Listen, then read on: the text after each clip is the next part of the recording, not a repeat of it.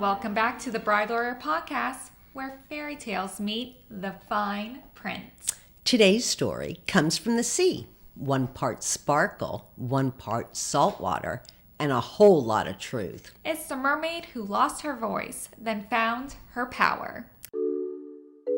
Otherwise known as when you love someone so much, you forget to speak up until you finally find the courage to. Tell me this doesn't sound familiar.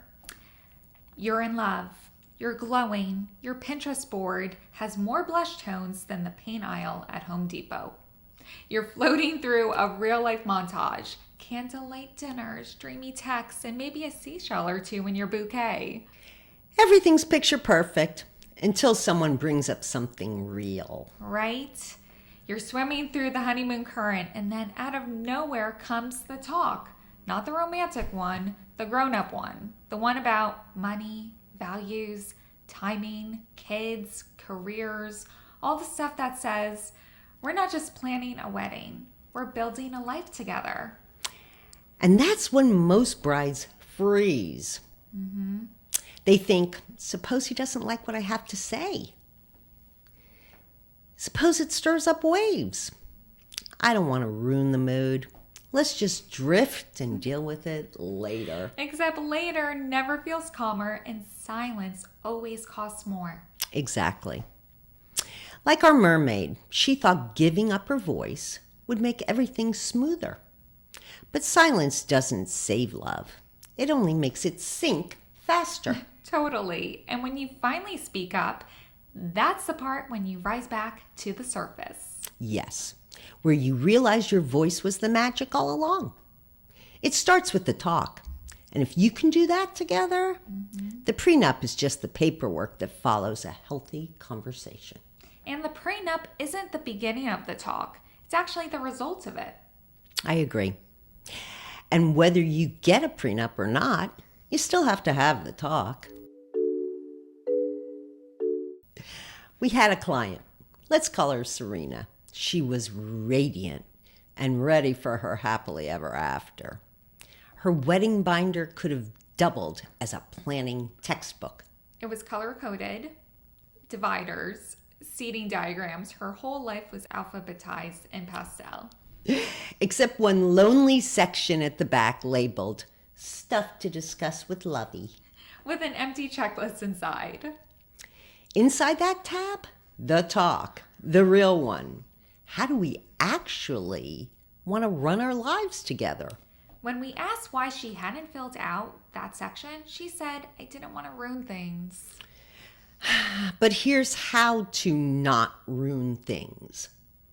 Plan your futures together. Not just your flowers and your first dances, but your finances, your responsibilities, your what-ifs. Absolutely. So we coached her through it, gave her questions, talked about her beliefs, even helped her practice how she might respond if he pushed back.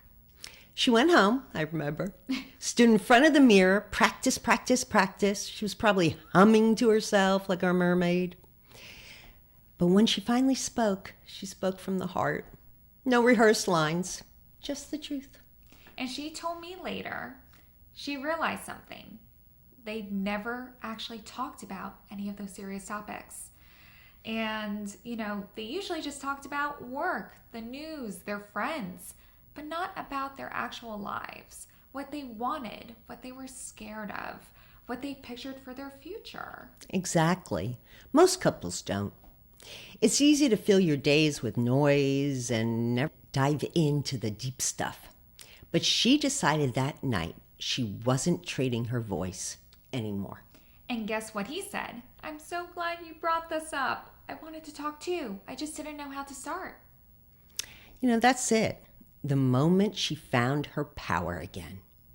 One person chooses courage over comfort, and everything changes. Because when you start talking, you stop drifting and start steering. The courage to speak first isn't just about starting a conversation.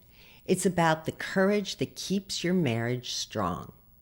Because love may start the story, but honest communication keeps it afloat. Every couple reaches the point when the fairy tale meets the facts. Happily ever after still needs a budget and a plan. A prenup just puts it in writing what you've already said out loud. How we love, how we build, how we protect each other. So let's call this your Mermaid's Guide to the Talk. So you don't give up your voice just to keep the peace. You could be madly in love and still stay grounded.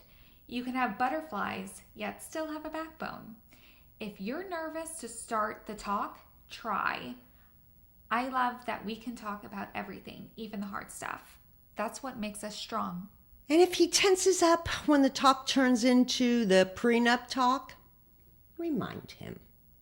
This isn't about what happens if we sink. It's about how we make sure we both swim. Honestly, I love that.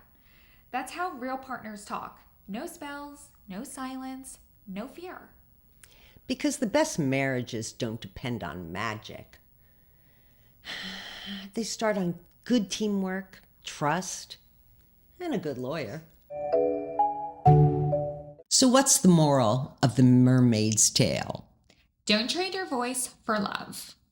The prince fell in love with your spark, not your silence. Real love doesn't ask you to shrink. It invites you to shine. Because the happiest endings aren't wordless. They're written together, clause by clause. So speak up, mermaid, loudly, lovingly, and like you mean it. Thanks for diving in with us for the mermaid who lost her voice, then found her power. Next week, the tale of the tattered gown. When say yes to the dress turns into sue the boutique.